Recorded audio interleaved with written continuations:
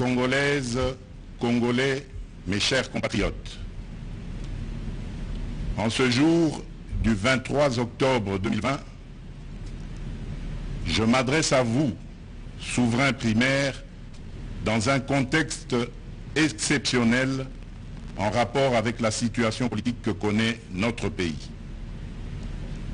Ce contexte de fragilité de notre pays, de même que les résultats électoraux de janvier 2019, nous ont forcés à élargir nos rassemblements pour nous unir au-delà de nos familles politiques traditionnelles.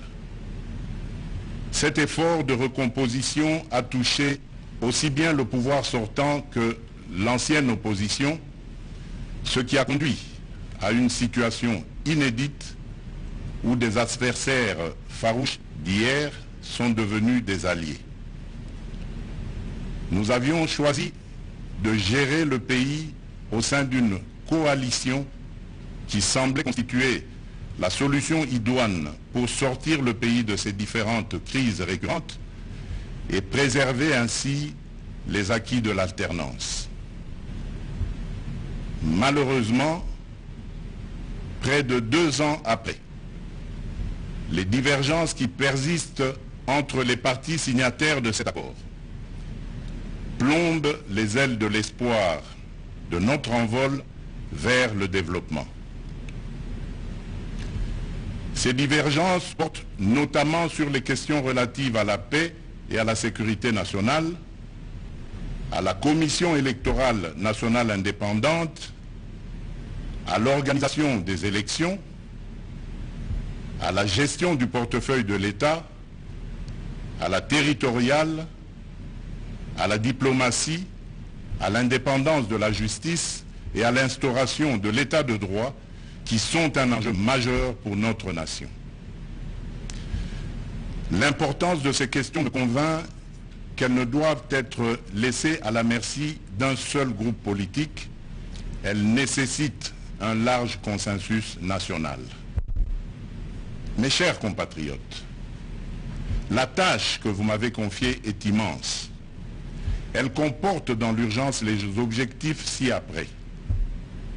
Rétablir la paix là où elle est compromise et la consolider là où elle existe, construire la démocratie, organiser des élections crédibles dans les délais constitutionnels, renforcer l'état de droit, bâtir nos infrastructures, assurer la santé à nos populations, garantir l'éducation de nos enfants, donner une perspective économique à notre jeunesse et promouvoir davantage les droits des femmes.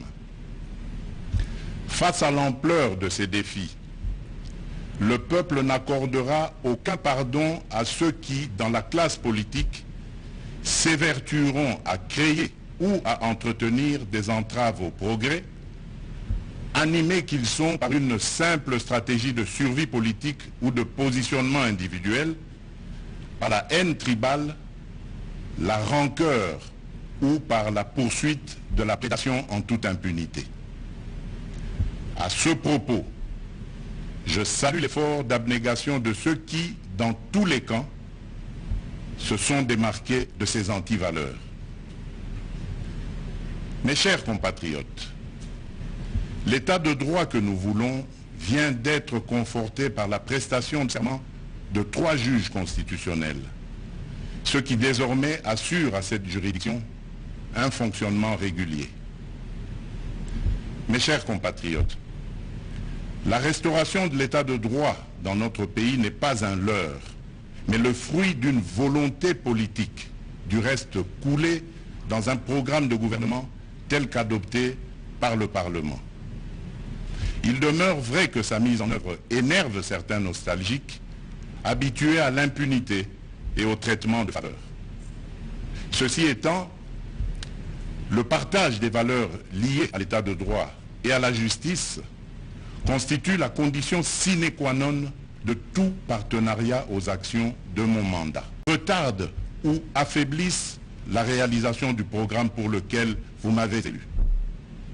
En tant que chef de l'État, représentant de la nation et symbole de l'unité nationale, j'assure par mon arbitrage, en vertu de l'article 69 de la Constitution, le fonctionnement régulier des pouvoirs publics et des institutions, ainsi que la continuité de l'État. Je réitère l'engagement de mon serment de ne jamais faillir à cette mission sacrée et de ne jamais trahir le Congo.